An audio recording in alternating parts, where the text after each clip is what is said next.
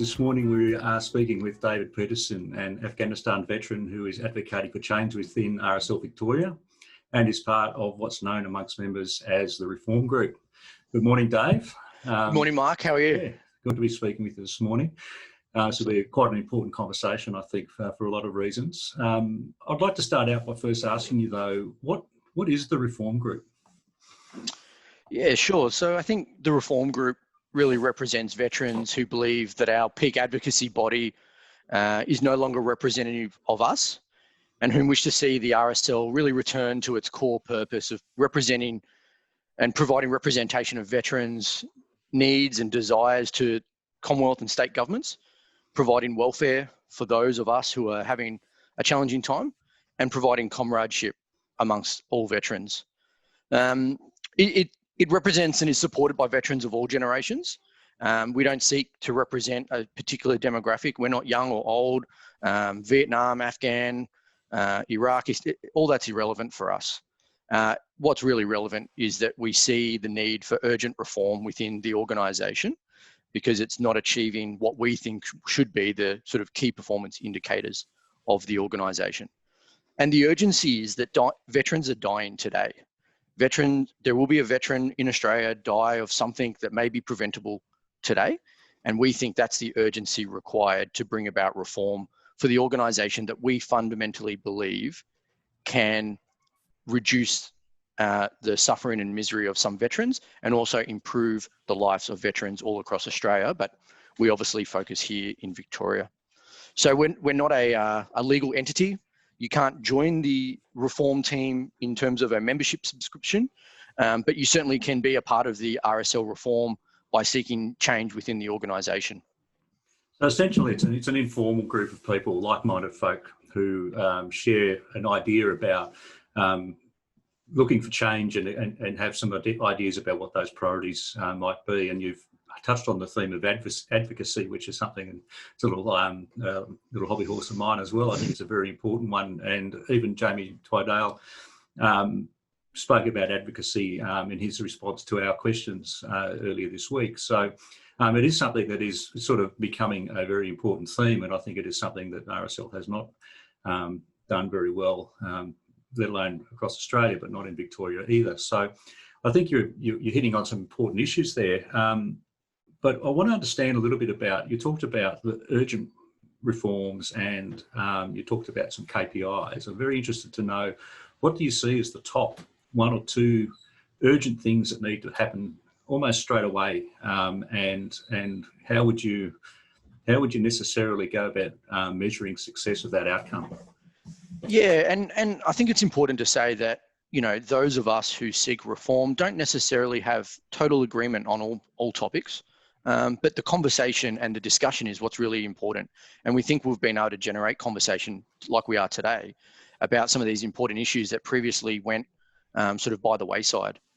In terms of some of the key issues that we really think urgent change is required is about membership engagement and members deciding the outcomes of the organisation, not those who are presently working or on the state executive, the board of RSL Victoria.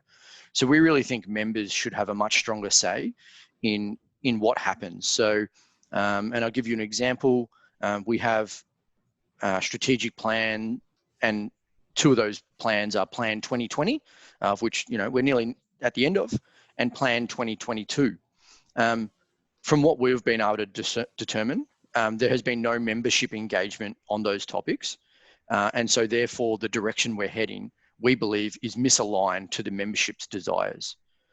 Some of the other key things that we really sort of are seeking sort of urgent reform on is transparency by all officials of the organisation, and you know, things like, is it appropriate for the CEO appointed by the board to be scrutineering and being the electoral officer for the people that he both works for, but may also be required to provide oversight to. We think there's some real challenges in that space. Yeah. And look, I think you're right. I mean, I've got a bit of background with working with boards and governments and particularly not-for-profit entities, and this is a common challenge right across the you name the sector, whether it's Vic Services or not, particularly when you've got an organisation that is made up, the directors are mostly or exclusively volunteer directors in a not-for-profit setting, and they need to appoint some professional management, and there's often misalignments and misunderstandings, as we saw in some minutes recently from RSL Victoria. I think it was the June minutes, when you could see the friction between and the misunderstanding what is the job of the CEO versus what is the job of the board and its directors, and they're common problems across the sector. So I guess what I would say about that is that it's probably, we could sit here and probably try to blame something, but I think if I blame anything, I'd blame a constitution that's been poorly written and has been out of date for a long time and probably needs a bit of a refresh. We don't follow the model rules of associations in Victoria for a bunch of reasons that are very legitimate and understanding. Yeah. But they certainly they don't need a refresh. They need an entire rewrite, in my opinion. And we certainly think that the Constitution is some of the funding points of a lot of these issues is that, you can't even decipher it. It's extraordinarily contradictory, isn't it? And it lacks in definition in terms of, one of the things is about canvassing. Well, what's the definition of canvassing? One of the things is about, issues around misconduct, which I know some people know quite a lot about and have a bit of experience with that. But there's real core issues about, well, what does it mean, to do something that, is it necessary to curtail the freedom of speech of members and things like that? So there's some big issues around it that it needs definition.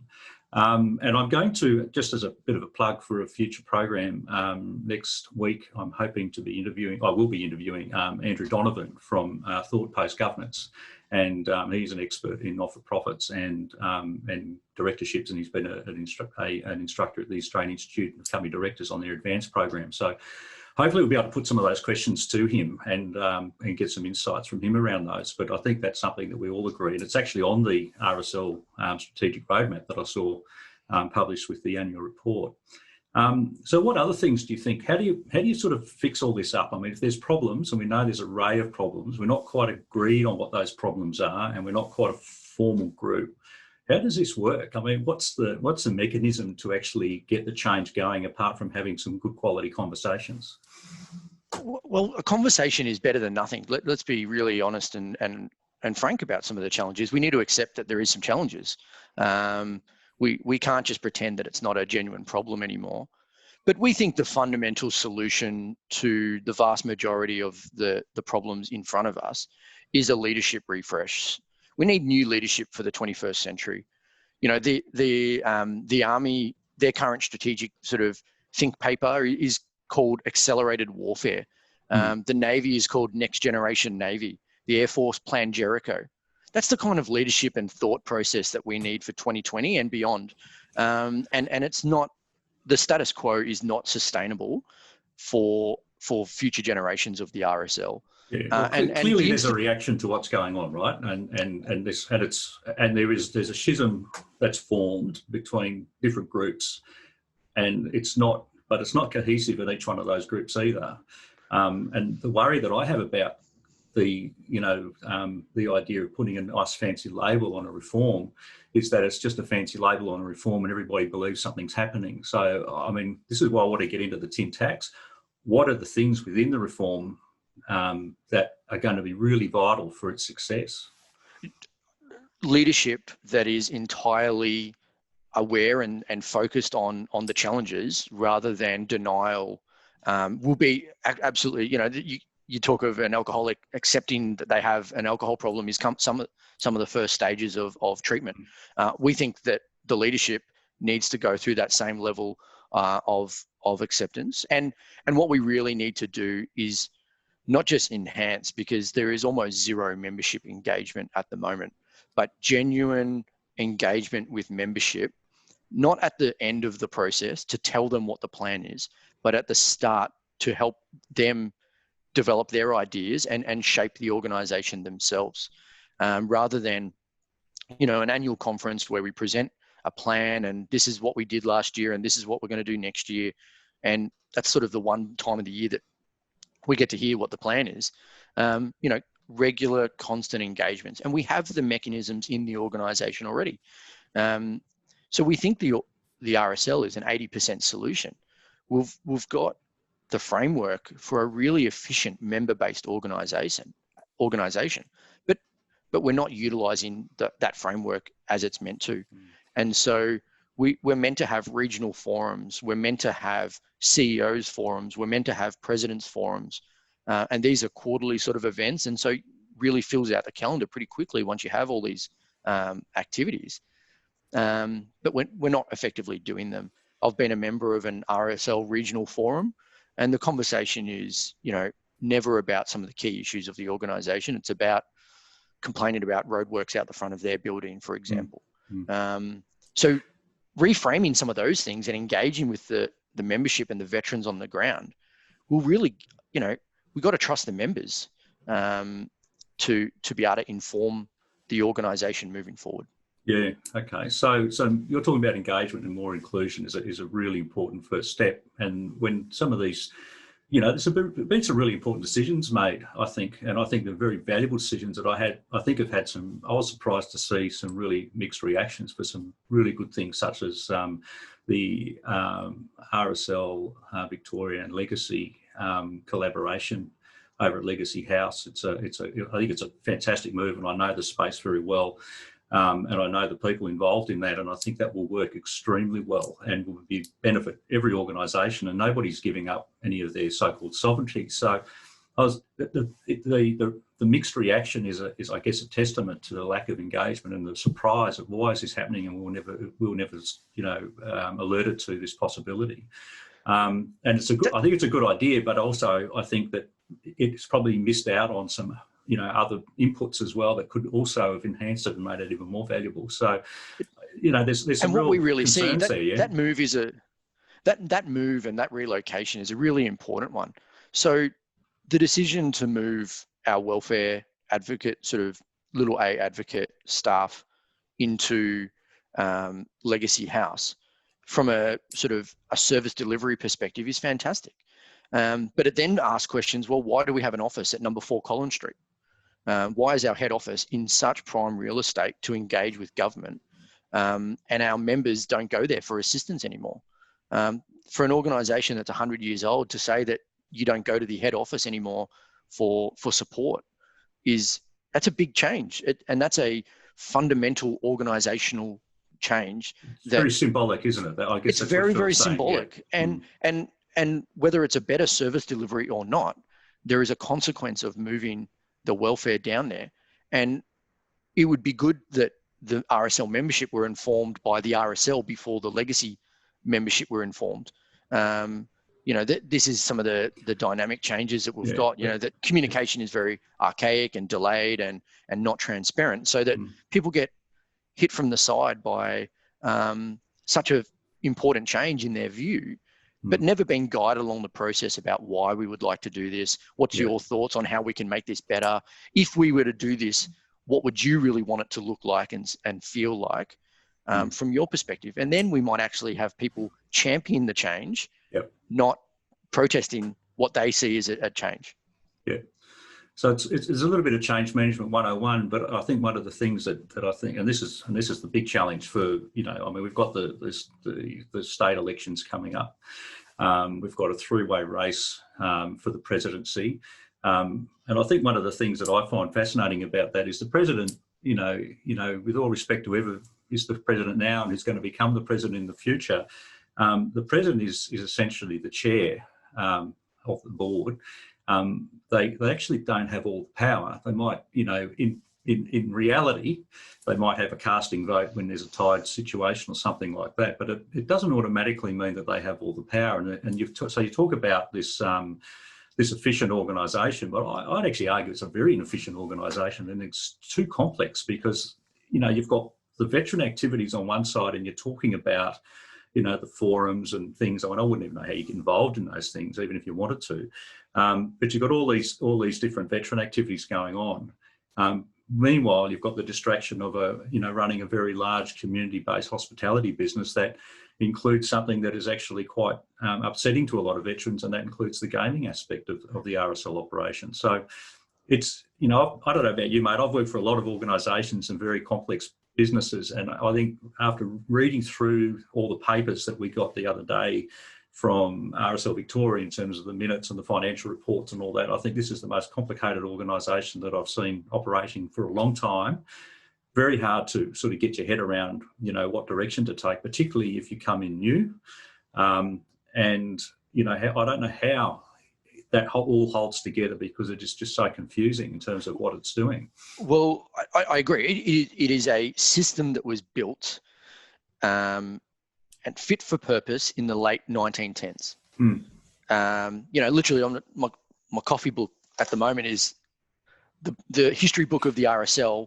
But in 1910, if they wouldn't have invented all this complexity, it would have been a lot simpler, right? It would have had a very more unified set of purposes and goals, right?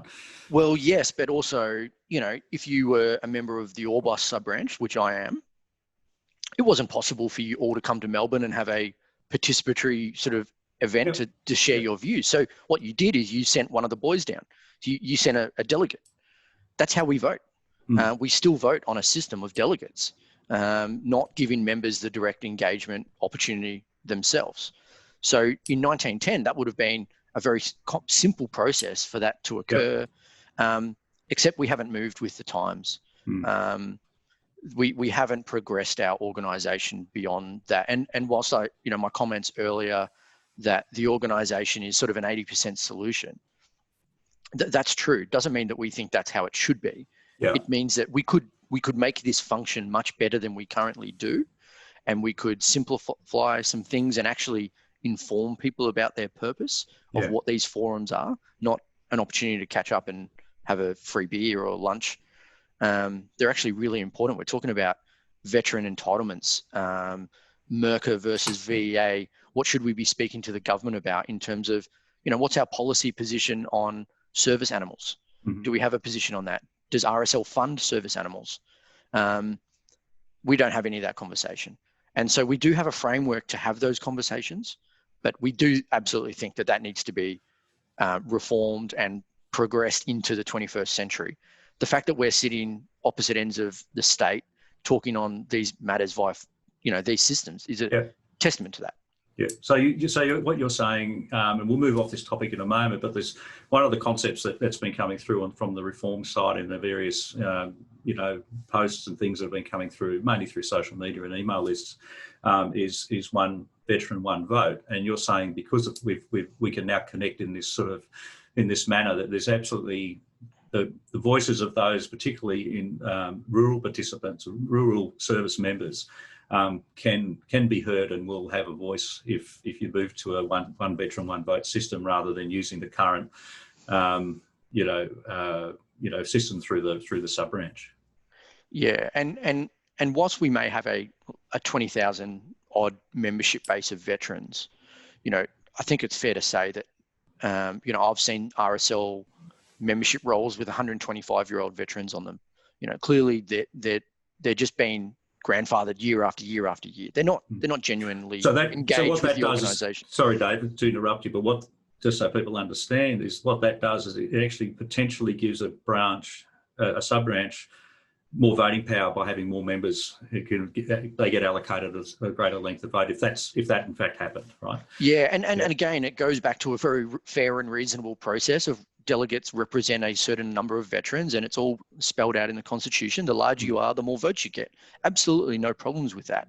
The question that I would ask is, are the membership actually engaged in the core principles and purpose of the RSL? Do they go there for a social activity, have a pint, have a palmy, have a bet, or are they actually engaged on these topics of, hey, you're a 95-year-old war widow, what could make your life better to, you know, in remembrance and honor of your partner's, you know, service and your service to the nation as a result? What could we do better to be helping you? I don't think they're engaged on those topics at all. Yeah, okay.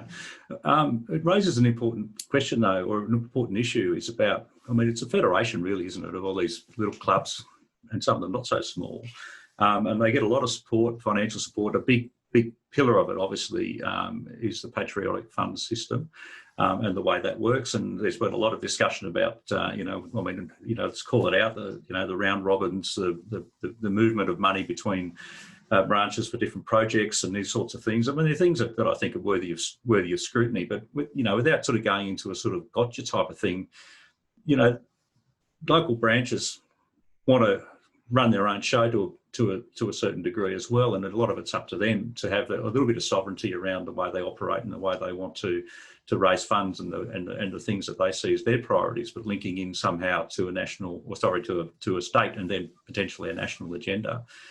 That's another layer of complexity in this whole thing, isn't it? Because you can't just sort of think we'll get it right with governance and everything else and strategy at Anzac House, state, but then try to work out how do you then get everybody else to line up when they've actually can make their own decisions about how they want to operate and what they want to do, and what they actually deliver on the ground is really up to them and their volunteers and their community around them. Yeah, so absolutely. This is a very challenging organisation. Steering the ship in a new direction isn't an overnight activity.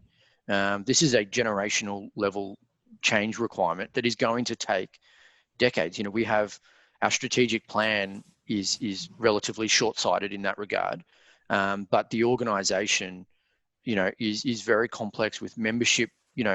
Huge membership, huge financial sort of implications. It's conservatively, it's $1 billion business in terms of assets, real estate, cash, revenue. It's a big business.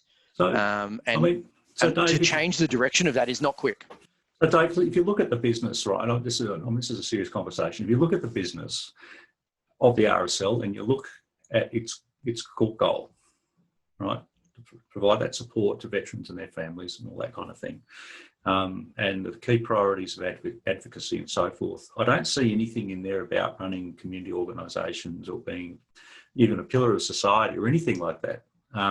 So is there an argument potentially that some of those things, potentially that side of the business could be split off in some way and either within the organisation run in a completely different way? So those folk who want to focus on veteran welfare and wellbeing, focus on that, and that board is really focusing on those core issues and that central purpose of the RSL, and then somehow you deal with all the commercial business that's going on that is clearly distracting the organisation, and particularly, obviously, in these times with the financial pressures on operating budgets and things like that, both for welfare, but also just to keep the show on the road for businesses that RSL has unwittingly or wittingly got itself involved in over nearly a century of activity. That can't be just. And again, you need to go back to the. Yeah. You need to go back to the history. Yeah. So why do we have a bar? Well, the boys came home, and it was boys. It was exclusively male. You couldn't be a female member until, quite recent times, to be honest. Yeah. They came home and they'd go to the pub. And this is not an endorsement. This is not what I'm saying is ideal, but the lineage of this is really important to understand. They came home, they wanted to catch up with their mates. They'd catch up with their mates, and the 5 o'clock, 6 o'clock swill, they'd all have to go home. But they just built this memorial hall or this small gathering place for them to catch up. And one of their members may have had authorization to sign off on a liquor license. And so they signed their own liquor license so they could go and have more beers at the RSL after hours. And then over years and generations of veterans, we've allowed our friends and family to join us in there. Totally don't disagree with any of that at all. And then we've allowed the public in. And we've now found ourselves running a huge commercial hospitality business that incorporates electronic gaming machines. And we now have to pay for the operation of that mechanism. And if you go through the minutes, the Constitution clearly requires the core business to be the core business of the committees, including the state executive. The welfare, veteran advocacy, comradeship is never discussed in any detail in any of these sub-branch meetings and the state branch meetings. I would agree with that. Because I've read the minutes and I can see that it's all discussions about where funds have got to be moved from A to B, and what's happening with the different facilities and so forth, and very little. I mean, there were some notes and some kind of looked like updates to me, some initial sort of sketch of some ideas about what might be done, but it wasn't particularly well developed, and it hasn't got much of a history. Particularly over the last, I can't see anything that goes, any initiatives apart from the small A advocates, as you like to call it. They've been doing a fantastic job, by the way. I think they're very, very good people, and they're the unsung heroes in a lot of this, because they're out there day by day, and they're doing their thing, and they're paid advocates, and that's fine, but they are absolutely dedicated, and I certainly wouldn't want to drag them into any kind of an issue with the RSL. The paid staff, I think, are doing the best thing that they can. The issue is it's a complicated organisation, and one of the things that I would reflect on in this conversation is that there's everything you've said and I've talked about is in complete agreement with everything that Janie wrote back to me on earlier this week. So there's a lot of agreement, but the big challenge, I think, is the whole issue of the unity, and how do you rebuild that so that we can start tackling these problems one by one, because they're not going to be things that you can just sort of click in a new committee and maybe even, parachute in a new president with a different style and think that that's going to solve it. I doubt that it will. It really requires a lot of dedication and some very, very careful planning and prioritisation. So how do we build the unity first to achieve those outcomes that we want? Look, the CEO, Jamie, spoke last year at State Conference on the topic and tried to move a motion of one service member, one vote. So we're really excited to see that come to fruition again this year at the State Conference. The state president and a lot of their articulated requirements in terms of engaging with new membership, growing the membership base, focusing on the right things. They're saying some of the right things. The issue is the timeline for the change to occur. And in my opening remarks, I spoke about the urgency that we see the need for this.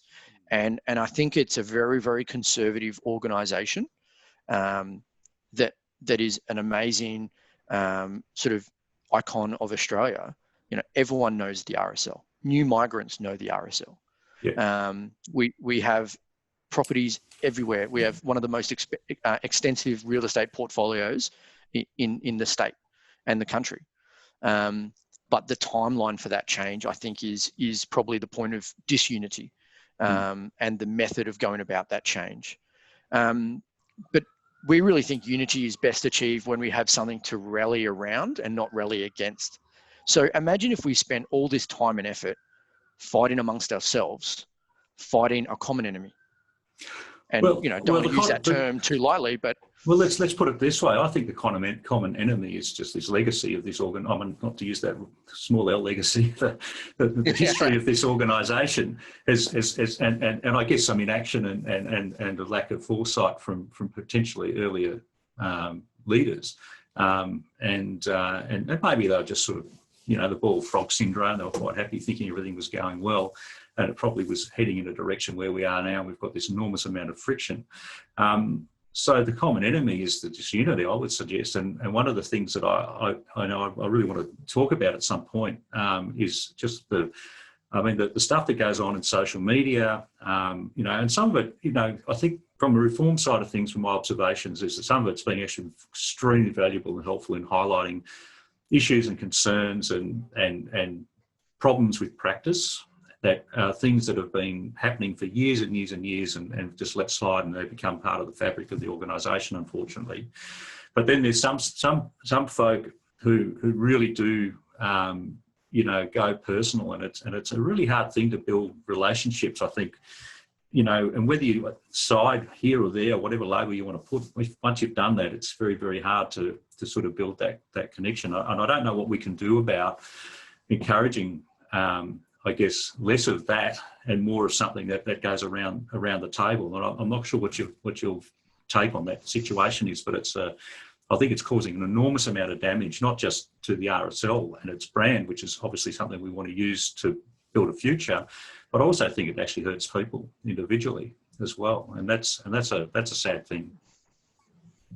Yeah, look, and I totally agree with all those comments.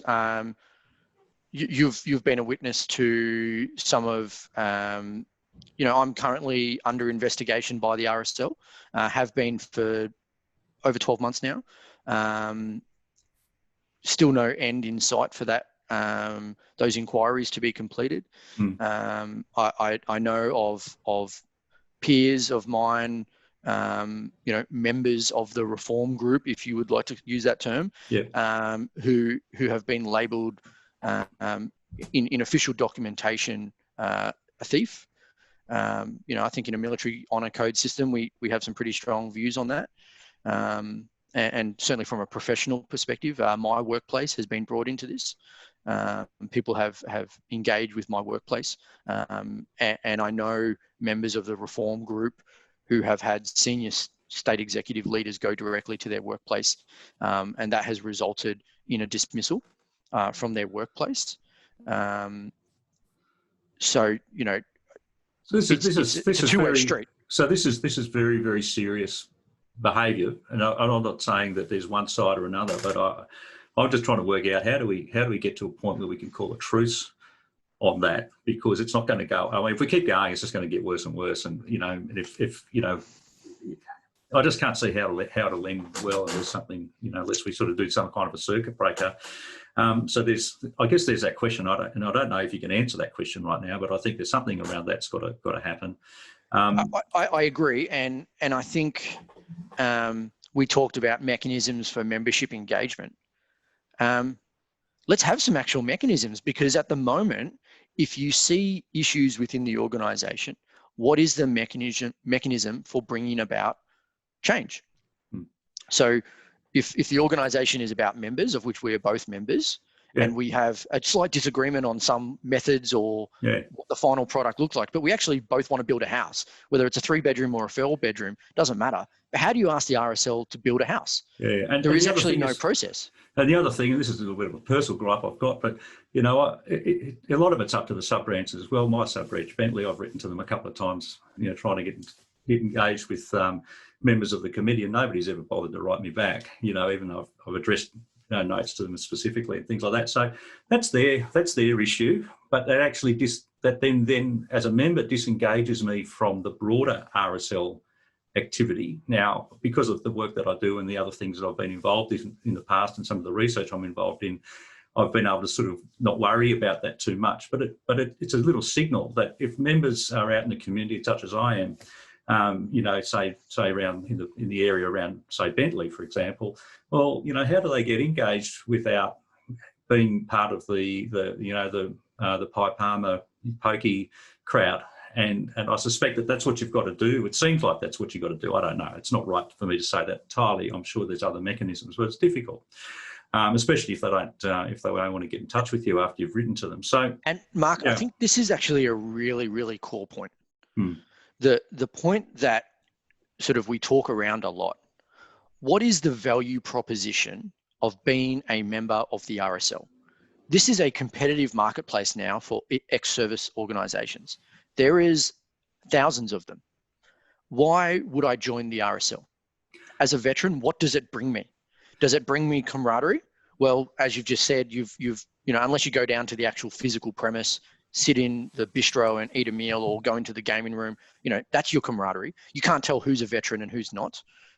So you're not getting the camaraderie amongst fellow servicemen and women. You don't need to be a member to receive welfare benefits or welfare from the organisation, and that's absolutely should be the case. You're a veteran, you're a service member. That's all that it's irrelevant. We're going to help you out because that's what we do for our brothers and sisters. But beyond that, what does the organisation bring you?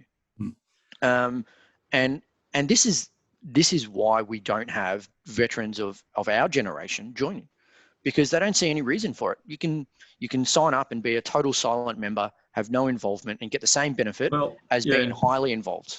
And I'll agree with that. I mean, as you're probably aware, I did some research sponsored by Melbourne Legacy, actually. So a big shout out to them for their foresight and support in doing that on veteran engagement in Victoria. And one of the things that I wrote an article about some time ago, I'll see if I can put a copy of it up on our website, but it was the veterans themselves, we've found our own front door to support services, and it's not through the ESO. The front door is actually through social media.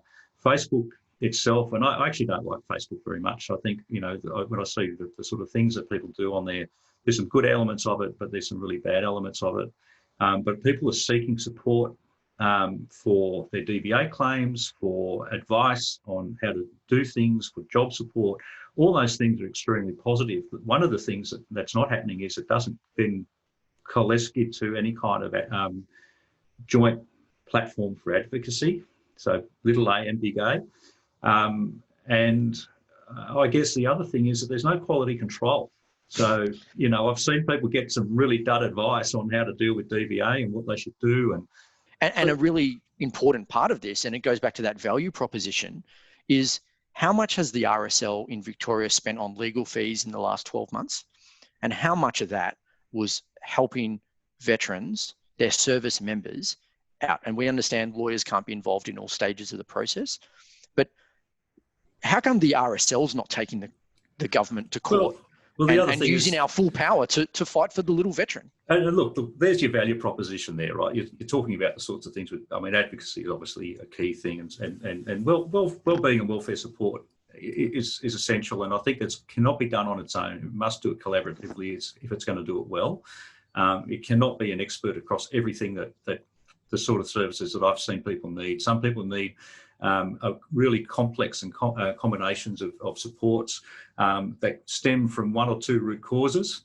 But you know, one health issue could lead people into financial distress. They could lead them into, you know, housing problems. They could lead family breakups, other health issues.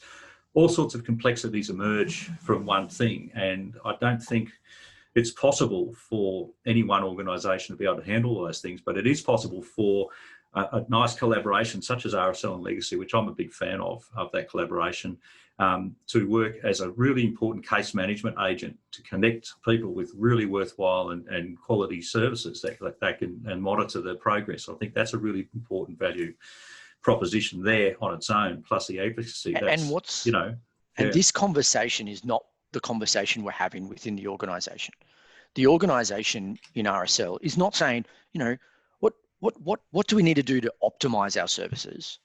We're busy trying to justify our community benefit to the community and the government based off legal obligations, and trying to justify that how much money we gave away.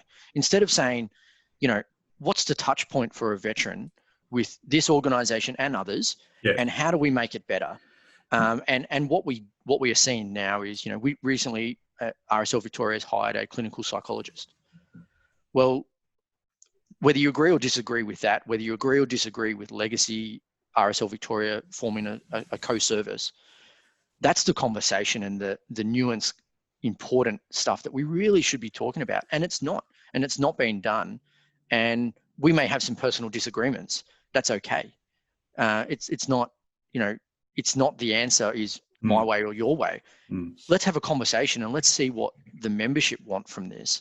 And then, you know, also lead the membership to the solution that is viable as well. It's a two-way street. You can't just give them the blank check and say, you know, everyone gets a holiday to Bali and we're just going to sell everything and off we go. But the other way is, you know, we might have to invest huge amounts of money into services that veterans of 2020 want and future-proof ourselves for 2030, because we're not doing that at the moment. There seems to be two things here, and we talk about the wellbeing spend and the community benefit. I've had a look. I haven't really delved into it. I know there is a researcher, an academic researcher, studying this in Sydney, and I'm interested to see the outcomes of that research once it's completed. But I don't know, maybe RSL National probably may not even be aware that this is happening, but I do know of some research into what's been classed as wellbeing and community welfare spend or whatever. And I've looked myself, just doing a cursory view on the state gaming, whoever it is, the regulatory body that overlooks at the licensing.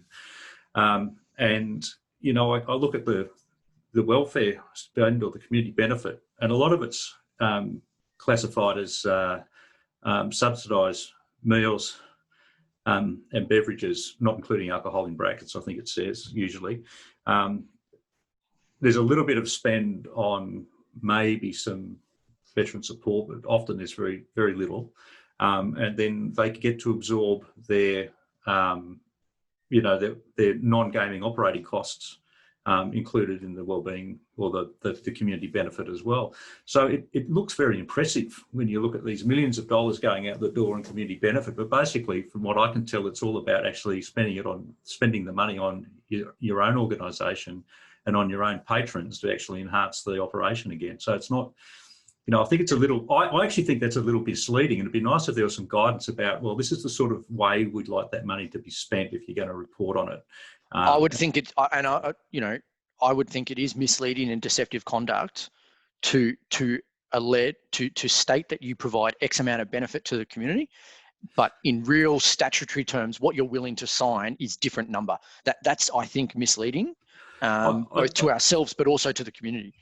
Look, I think it's misleading. I don't think it's illegal. I'm not saying anybody's done anything illegal, but I am saying that the way that those gaming, regulations and all that, I think it's, it's being used in a way that actually, just promotes the same old. And I think what you and I are saying, and I think I'm probably, could class myself as a reformer almost by saying this, is that I agree that there needs to be some changes around reforms around the community benefit side of things and the way funding's reported, because you can talk about, thousands of calls and, interactions and all these sorts of numbers that are great headlines, but unless you get into the specifics about, well, what were those calls about? Were they for someone to reset their membership card or to change their address, or was it ordinary stuff, or did you solve a real serious problem? They're things that you want to know about.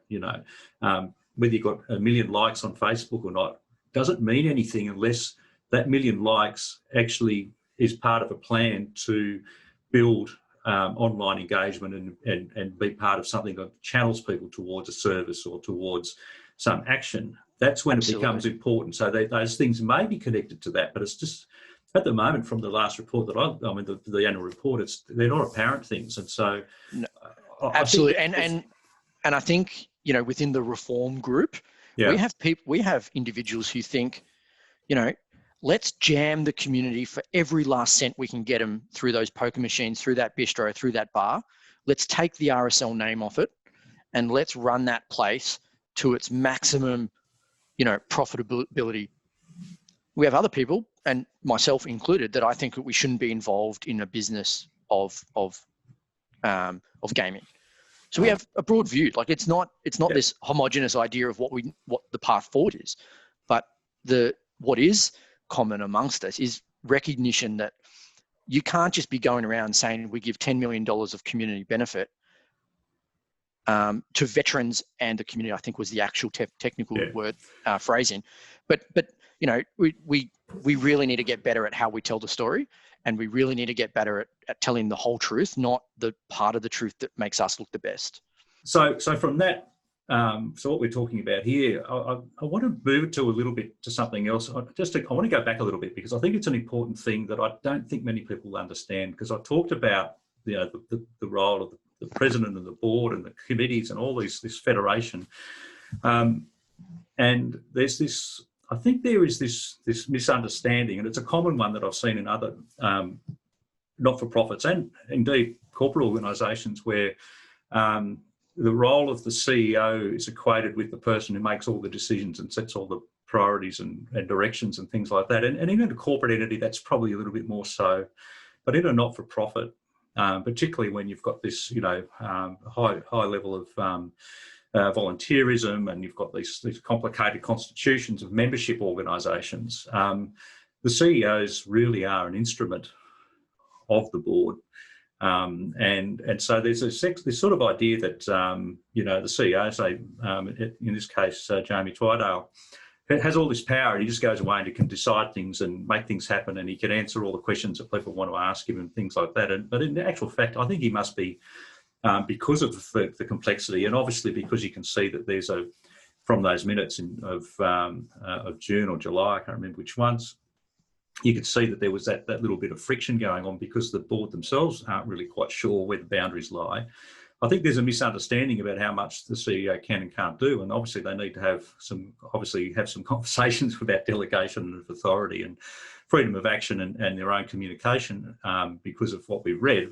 And I wrote a pretty nasty article, or not nasty, but a fairly forthright article about it, because I thought it was something really worth highlighting, and I think it also, shone a little bit of a light on that particular issue. It's a very important issue for people to understand that the CEO doesn't actually get to call the shots on everything. The board doesn't necessarily have to run to the to the tune of the president either, and so there's a lot of people that need to be part of this whole influential thing, and yet you've still got the sub branches want to play a role and have an expectation that they want to be consulted about operational decisions, such as, we're going to move some of our people from this office to that office. What is reasonable, and how do you do that? Communication obviously is absolutely key. But I just wanted to make that point about the role of the CEO, because I think it's often misunderstood. I'm not sure if you agree with that or not. No, I largely agree with all that comments that, he's in an incredible, I wouldn't want to be the CEO of this organization. Why? Because, as you said, the board doesn't understand where their limits and authority extend, and so therefore the CEO and therefore sub-branch presidents, and it cascades down. These challenges are really unique to this organization in many ways, because of the history that's involved. And as you said previously, our 100-year history is also some of our, it's like a shadow overlooking us at all times that we can't get away from. We can't get into the sunlight. We can't break away from that history. And clearly the Constitution is written that it's a secretary. It's the state branch secretary, and only in recent years has that been changed to CEO. But the actual core structures to it is still the same as a company secretary. Well, in actual fact, you're better off, in my opinion, and I'll seek guidance from Andrew Donovan when I speak to him about it, but I actually think you're often better off separating the role of CEO and secretary, because they're two quite different and distinct sets of responsibilities that they don't necessarily work together, because it's like putting, in some ways, the fox in charge of the hen house sort of Correct. situation with that. So there are some issues with having a combined secretariat plus CEO position. Well, and you could easily, in this instance, either appoint an elected secretary to act as the company secretary by the membership. So, like very much a trade union movement, the secretary, or you could appoint the CFO as the company secretary.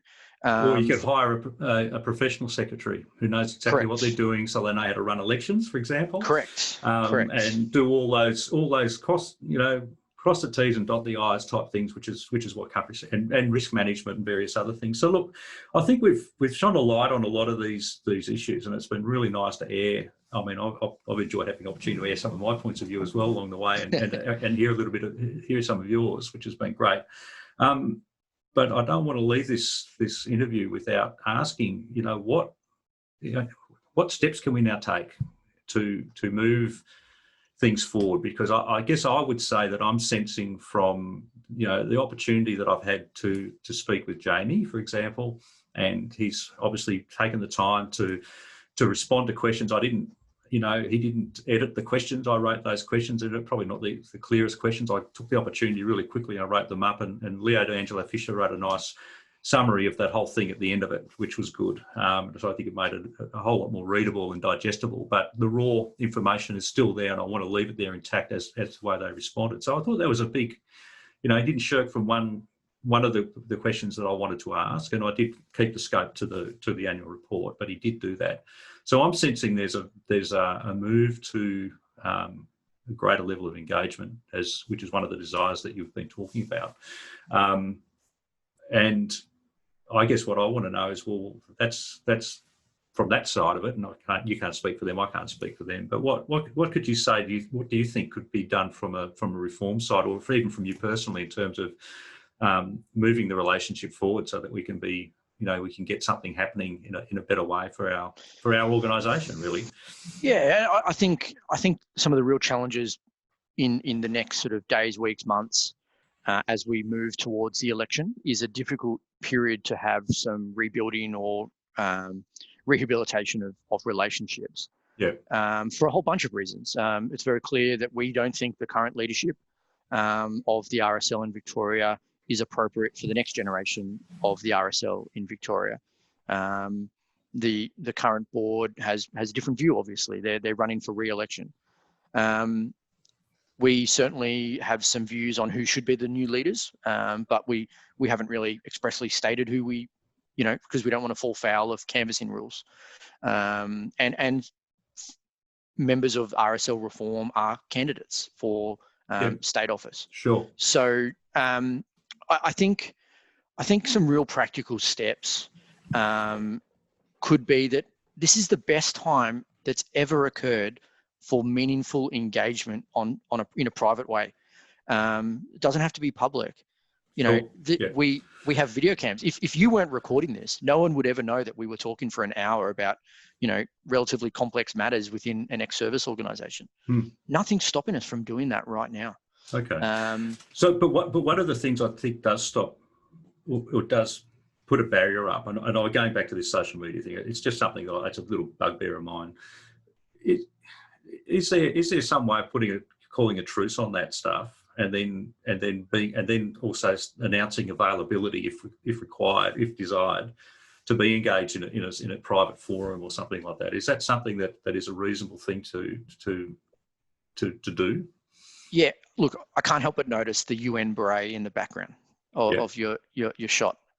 We're actually really well versed as an organisation, as members of this organisation. We're really well versed at peacekeeping, peacemaking.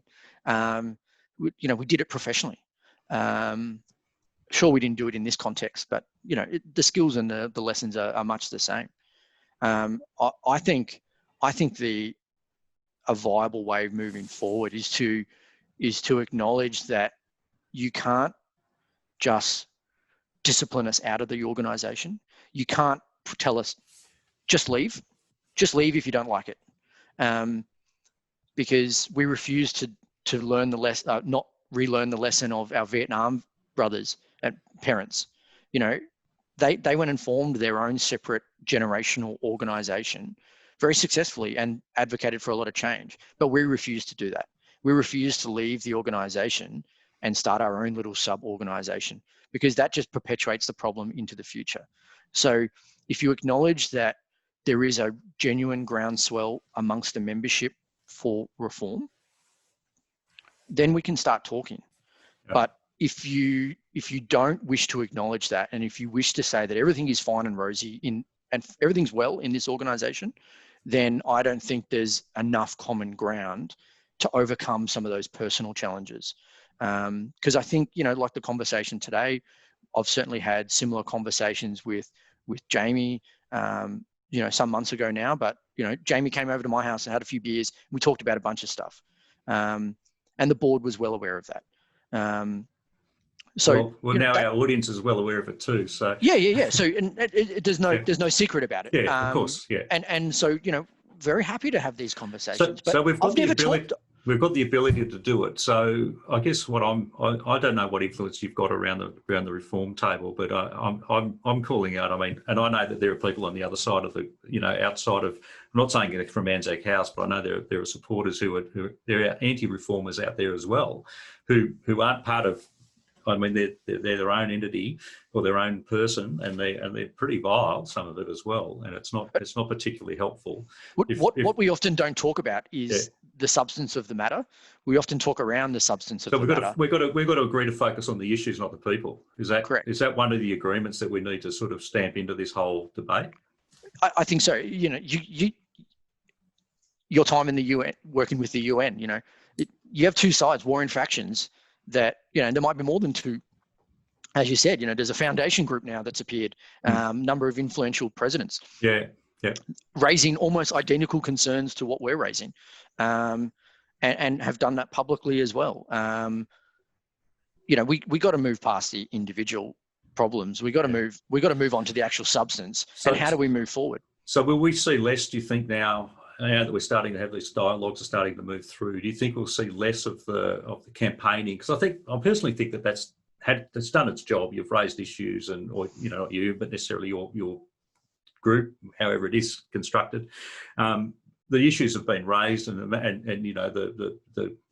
the problems with practice and procedures and all sorts of other things have occurred, and questionable decisions have been put out there. I mean, that's all been done now, and I think to continue with that, well, it's just like continuing to needle the whole situation and not creating an atmosphere for collaboration to actually work out the problem, because you may not get what you want in terms of your president or in terms of your board member activities, but you still want to be able to get what you want through, having a voice in the organisation. And I think you could possibly, to me, there looks like there's an opportunity to create that opening. And I think I personally would think you'd want to take that opportunity right now. Yeah, absolutely. Yeah. So, look, I can't speak for all members of, the reform group. And as we said at the start, it's a collection of individuals who have different views on a bunch of stuff anyway, but commonality is that reform is required. Yeah. But yeah, certainly I think, how do we move past the problem in front of us that, there are elections presented in front of us. There is genuine concerns about the validity of nominations for election. There is genuine concerns about the independence of the CEO / company secretary / returning officer to comply those duties, adhere to those duties. Yeah. We have genuine concerns that are really hard to get around, in that the way our democracy operates is that we need to have general meetings of sub-branches, get the members like yourself to go to Bentley and vote on who you think should be the leader. Yet we're somehow not allowed to do that. And look, this will be something I'll discuss with Andrew Donovan as well, because how the hell do you know who you want to be the leader if you can't hear from the damn people in the first place? I mean, it's a flaw, right? It's a real flaw. I want to know what they stand for. I want to hear what they want to talk about, and if they want to put themselves up for that position, they should be allowed to at least speak about what their platform is. Otherwise, nobody's got a clue. I mean, I guess they get to put it in writing, but even then, nobody can challenge anybody about what they've put in writing. You can't. Certainly not a usual political campaigning process to seek election. You can't explore it or anything like that. So there's some problems with that. And I think there are procedural things that I think that I actually don't think they're within they're not. Just because something's not in the Constitution doesn't mean you actually can't put a better procedure. And there's another common thing that I've noticed is what people call a scrutineer. An electoral officer is not a scrutineer. They're an electoral. So somebody who's counting the votes and sorting things is not a scrutineer. People look it up in the dictionary what a scrutineer does, right? That is got to be. I think there should be scrutineers, or it should be an option for scrutineers to be included, so they can independently look at what's going on and how it worked. That's what a scrutineer does, not the actual physical work of sorting and counting votes. So, well, I think this year. That's where there are problems with the Constitution and the practice, but those things don't actually have to be. Those practices don't actually have to be continued. They can actually change that practice a little bit. There's there's nothing saying you shall not, have real scrutineers come in and do real scrutineering. There's no reason why you couldn't do that. And I think that's probably one thing that they could possibly do. Look, and I probably the strongest words I'll say this entire thing is, that we genuine concerns about the validity of the election process. Members are meant to vote on these things, not committees. You could argue, and certainly we have used the language of cronyism, of a patriarchy, a good example, Jeff Kennett, former Premier of Victoria, a service member of the RSL, is not eligible to sit on the board of RSL Victoria because he doesn't have the skills and experiences required to manage this organisation. There's a key flaw in the problem, right?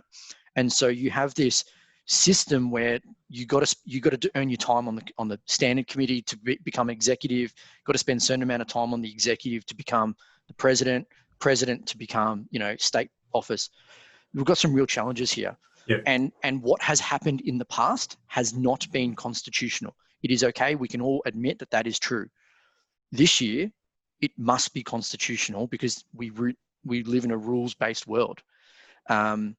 If people aren't willing to follow the constitutional rules this year, then I think we have big problems. And the reason that this year is so important is that 8 of the 10 board positions are up: president, treasurer, and then the committee positions. There's only a 10-member board sort of for nomination purposes. So the 2 vice president positions are not up for election. Everyone else is up. This next 12 months will be the period that we deal with the fallout of COVID-19 on our commercial operations, but also the next 12 months is where we decide Plan 2022 and how we proceed with a $68 million reinvestment into our commercial business to operate it for another decade. So if this election process is found, and I'm trying not to think of the Donald Trump mail ballot problems and, it's a rigged election, but no matter which side wins from this, there is going to be concerns about the validity of the elections. That is a fact. We can't move past that. The best way to get past that is to be very open and transparent about everything you're doing, clearly explaining the rules to everyone of what must occur, and then following them ruthlessly. Because otherwise no one knows what game they're playing if you're making up the rules on the go. So there's a case for a bit of extra supervision outside of, the returning officer, for example, which is the CEO playing that role, I suppose. Yeah. All right. Look, David, I'm going to, because we've exhausted an hour, and I know that we could. My coffee's empty. We could talk again, and I think we might come back and talk again. But I think we've aired a lot of issues. I've given you the final word on the elections, which is fair enough. And look, let's hope that we move into an atmosphere that is a lot more conducive to collaboration and I guess relationship building, because we're not going to get to the next step without that. And I certainly hope that we maybe we'll be able to facilitate that private. That private gathering that you talked, or that gathering in private that you talked about. I think that could be a useful first step. As I said, absolutely, and I'm more than willing to talk some of these issues through with other individuals on camera as well. No problems talking about some of this stuff. The more we talk about it, we fundamentally believe that sunlight's the best form of medicine. Let's talk about this stuff rather than just pretending that it's not true. We may be wrong. Very, very well. I've been wrong on many things in life. Pretty much everything I've done's turned into a flop anyway. So, this might be one of those same things. But, let's have the conversation rather than don't be too harsh on yourself. All right, Dave Peterson. Yeah. Thanks very much for joining us, and we appreciate your time today. Thanks, Mark.